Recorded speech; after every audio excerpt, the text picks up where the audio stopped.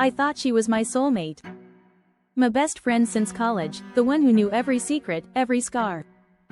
We'd been through breakups, late-night study sessions, and dreams of making it big. But then she betrayed me in the worst way. She framed me for her crime, thinking I'd take the fall. I didn't. This is the true story of how I uncovered her lies and watched her world crumble. The air smelled like rain that day, heavy with the weight of what she'd done. Stick around, because this tale of friendship turned toxic ends with justice, and it's as real as it gets. Let's go back 3 years. I'm 26, a freelance writer scraping by in Seattle, and she's Mia, my best friend since our sophomore year at university. We met in a creative writing class, bonding over bad poetry and too much coffee. Mia had this wild energy, long auburn hair, a laugh that filled a room, and a knack for turning chaos into art. We moved in together after graduation, sharing a cramped apartment with mismatched furniture and a view of the Puget Sound. We'd cook pasta, watch old movies, and dream about our futures. I was working on a novel, she was painting, hoping for a gallery show. We were broke but happy, or so I thought. I trusted her with everything, my savings, my secrets, my life. It started last fall. Mia had been acting strange, more secretive, staying out late, coming home with new clothes she couldn't afford. I brushed it off, artists struggle, right? Then one rainy October night, she asked me to go shopping with her. Let's hit the mall, she said, grinning. My treat. The mall was crowded, the air thick with perfume and chatter. We wandered into a high-end jewelry store, and Mia lingered by a display of watches. She picked one up, a sleek silver piece worth $500, and slipped it into her bag when the clerk turned away. My heart stopped. Mia, what are you doing?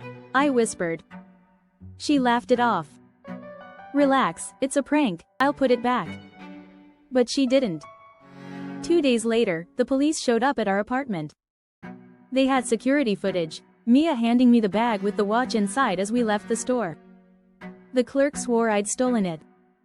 I was stunned. This is a mistake, I said, my voice shaking. Mia stood there, eyes wide, pretending to be shocked. Oh my God, how did that happen? She gasped, playing the innocent friend.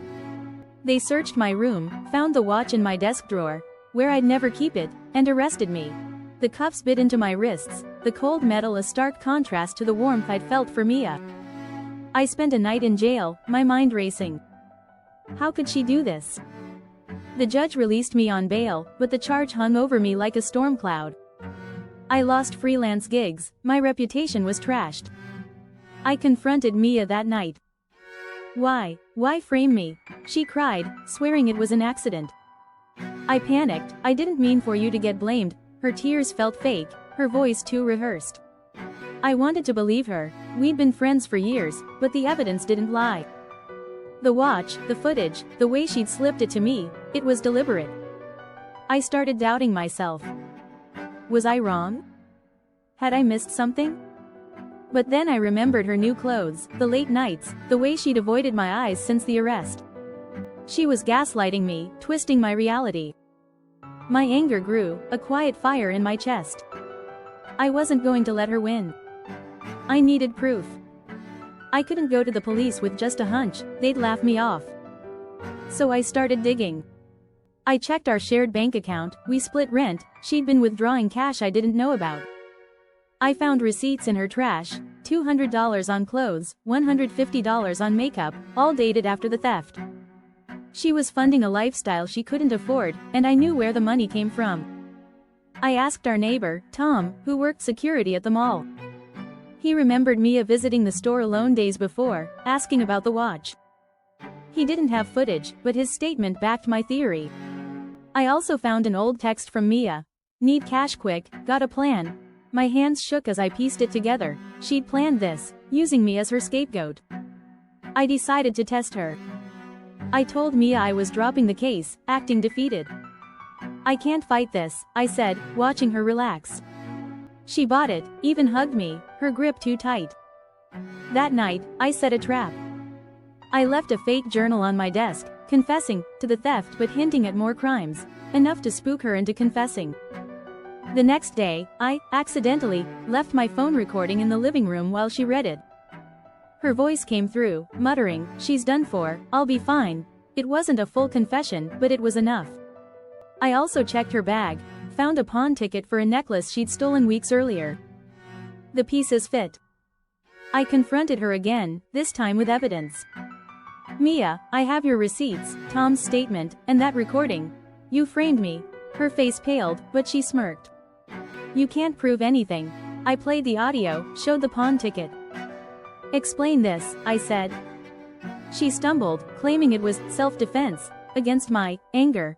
I called the police, handing over everything: receipts, statement, recording, ticket.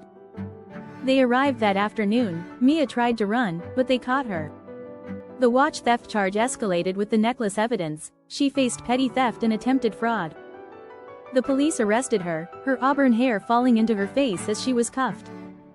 The station smelled like stale coffee and regret. She pleaded guilty, got 6 months probation, a $1,000 fine, and a court order to pay my legal fees. Her gallery show? Cancelled. Her friends? Gone. I watched her fall, her reputation in ruins, all because she couldn't resist a quick buck. The charges cleared my name, but the trust was gone. Our apartment lease ended. I moved out, leaving her to deal with the mess. Last I heard, she's bartending in Tacoma, her art career a distant memory. This taught me friendship isn't forever if it's built on lies. I rebuilt my life, new apartment, new clients, a novel draft finished. The pain lingers, but so does the satisfaction of seeing her pay. Have you been betrayed by a friend? Share your story below. I read every comment, and we might feature yours in our Friend Betrayals playlist. Next time, a coworker's scheme unravels in the most unexpected way. Hit subscribe, ring the bell, and binge our Friend Betrayals playlist for more true stories of karma.